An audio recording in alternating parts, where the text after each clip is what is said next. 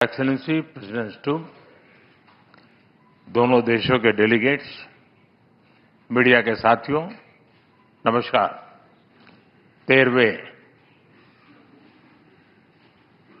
Finland के राष्ट्रपति के रूप में अपनी पहली भारत यात्रा पर मैं प्रेसिडेंट स्टूब का हार्दिक स्वागत करता हूं।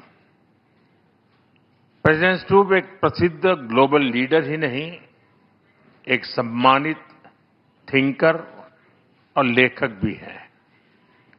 एक्सेलेंसी, आप जैसे अनुभवी और डायनेमिक लीडर का इस वर्ष के रायसीना डायलॉग का चीफ गेस्ट बनना हमारे लिए बहुत सम्मान और खुशी की बात है।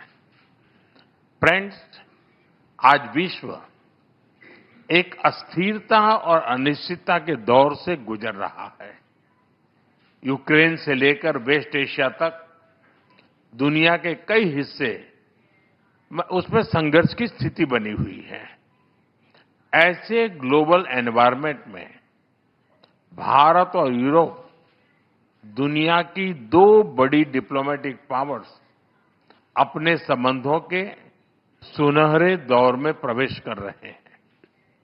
हमारा बढ़ता सहयोग वैश्विक स्थिरता, विकास और साझा समृद्धि को नई मजबूती दे रहा है। फ्रेंड, वर्ष 2026 की शुरुआत में ऐतिहासिक Bharat European union free trade agreement हुआ।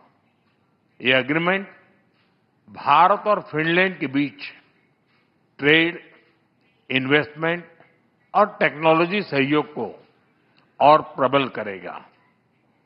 डिजिटल टेक्नोलॉजी, इंफ्रास्ट्रक्चर और सस्टेनेबिलिटी जैसे क्षेत्रों में भारत और फिनलैंड महत्वपूर्ण साझेदार हैं।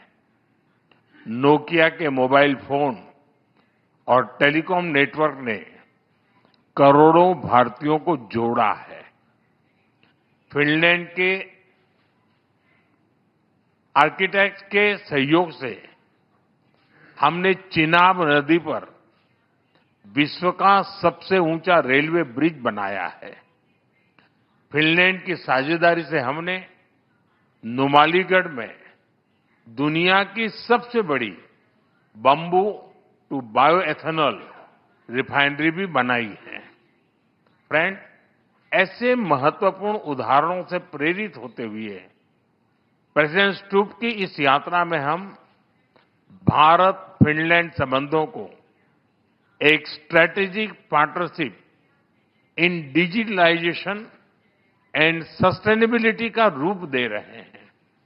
यह पार्टनरशिप एआई से लेकर 6G टेलीकॉम तक, क्लीन एनर्जी से लेकर क्वांटम कंप्यूटिंग तक कई हाईटेक क्षेत्रों में हमारे सहयोग को गति और ऊर्जा देगा। डिफेंस, स्पेस, सेमीकंडक्टर और क्रिटिकल मिनरल जैसे की सेक्टर्स में भी साझेदारी और गहरी बढ़ेगी।